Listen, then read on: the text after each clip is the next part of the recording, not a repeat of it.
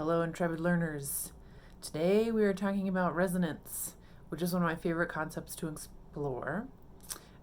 What resonance is literally bony structures in your face and head that vibrate in cooperation with the sounds you're making, which I think is awesome. Resonance is also great and really important because in every style, it's where the power in your voice comes from.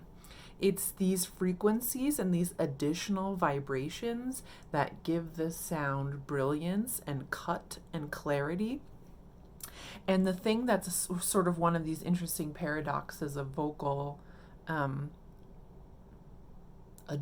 agility, exercise, expertise, is that the more we focus on resonance and maximizing this brilliance and forward trajectory of the sound, it also reveals all the innate darkness and unique color in your specific sound. So over time, we pair this brilliance and this resonance with all that you've got going on naturally in your own unique instrument. And so it's a really important tool in musical theater because it gives your belt ring, zing, emphasis, power, oomph without costing you.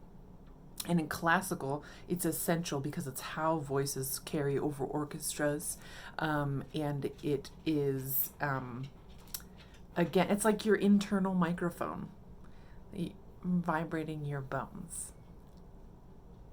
So I used to start every vocal warm-up with humming, but even if you just hum one note, you can kind of feel that the center of that is, sensations are a little bit lower. And by switching it up just to NG, I start to get a different array of sensations, and those are the ones that are actually more closely related to what things are gonna be like when I'm singing. And so that's why I start all of my singing with over time, you also learn to sort of track the shifts that need to happen. If you're really paying close attention, you can tell that there are different sort of resonating centers depending on where you are in your voice. The caveat here, of course, is that all of us are built differently. And so I try not to focus too much on where I think you should be perceiving resonance. I use words like forward, I use words like brilliance, bright, clarity, zing, because I need to make sure that we're accounting for the individuality of every person's physiology.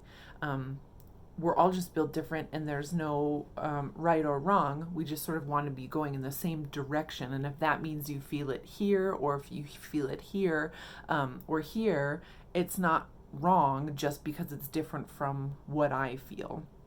There are even some teachers who have like a map that they post on their studio walls that like showing like you're supposed to feel this pitch here, blah, blah, blah. But I just think it's too limiting and makes us feel like, well, if I don't feel it there, then I'm doing something wrong, which isn't necessarily the case. So it's about taking all of these concepts and personalizing them to you. So let's go back to our old tried and true, and as you go through, just pay attention to sensation as much as you can. The other important thing to note is that we're all in different places in terms of our access to physical sensation while we sing. If that's not something that you are used to paying attention to, it's really okay. We'll get there, and we'll get there slowly over time. But for now, as we go through this really simple, notice as much as you can about what's happening, and if you need to stop, and if you need to explore or do weird noises or figure something else out, it's totally fine. And we'll talk about that more in your own lessons. So,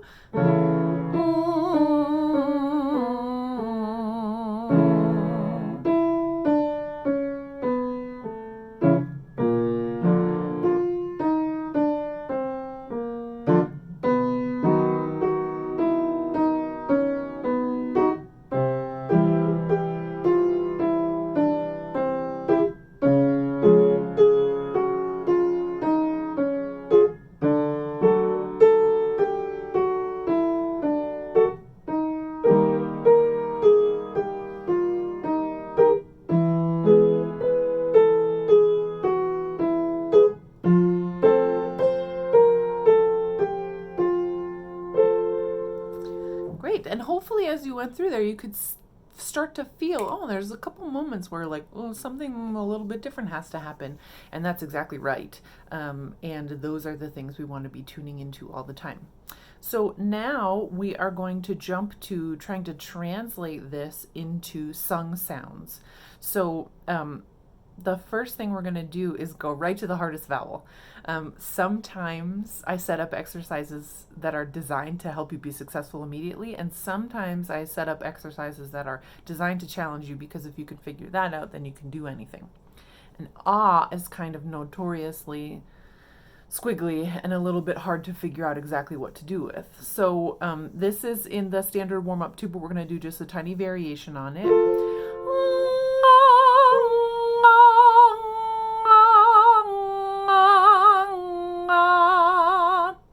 And now it might be very possible that you're going to go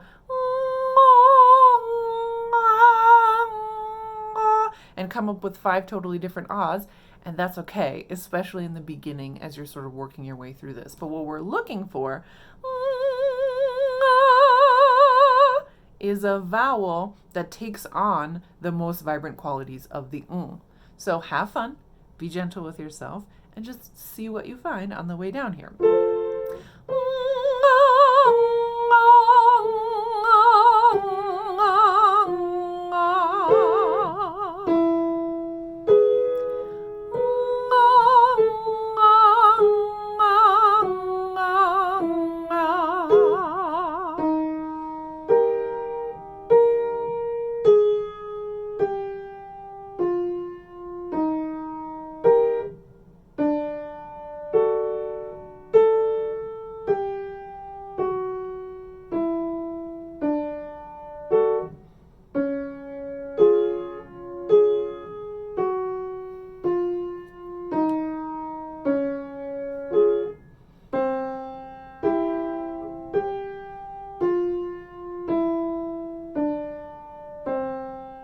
Good. And I'm using my little teacher technique hand to remind you about the low banana.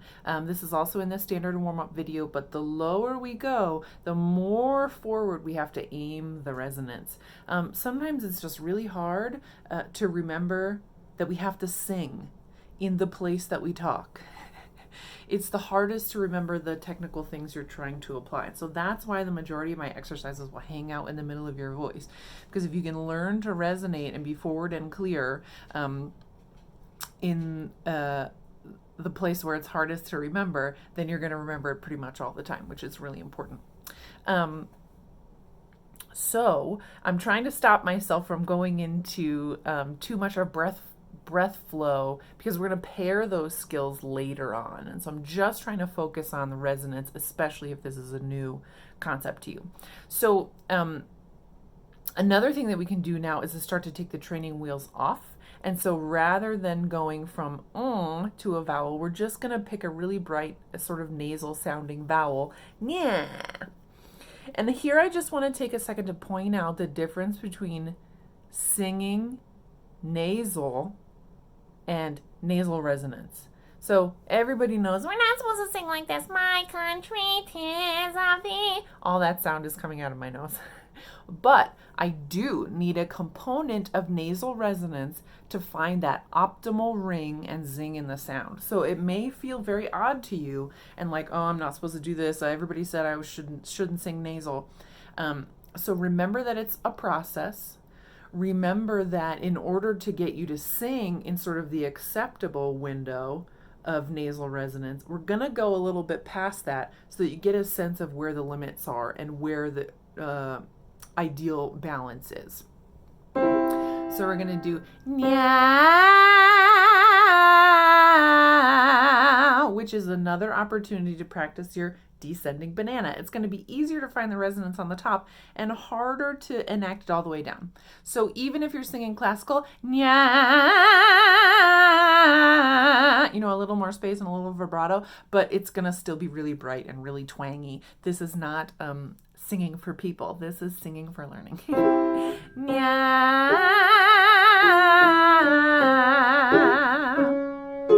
nya.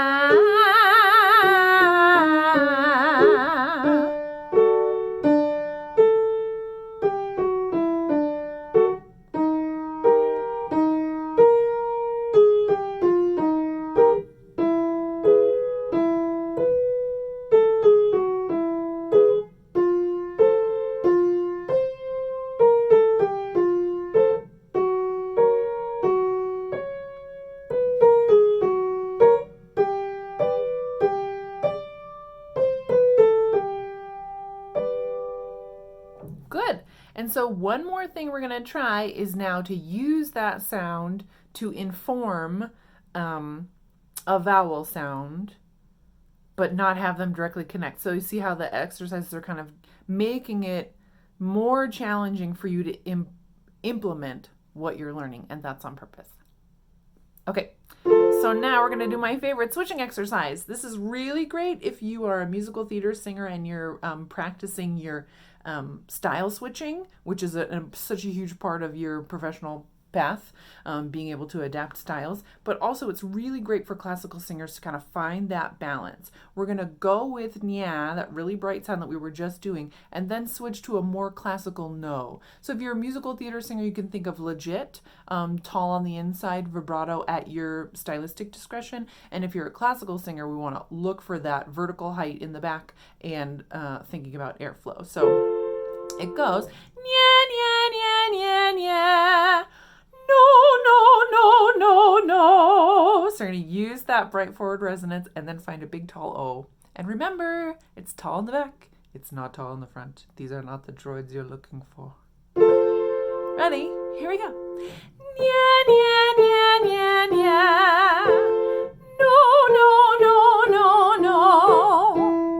Nya, nya, nya, nya, nya. No, no, no, no, no.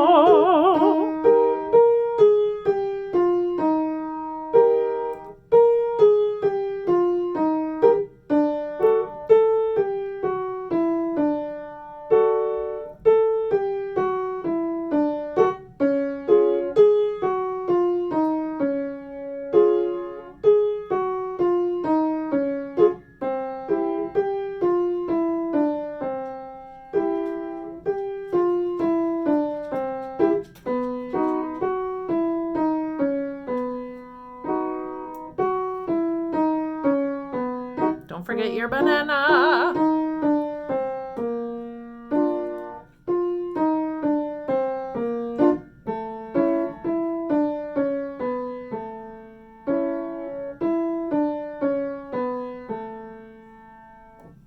Excellent.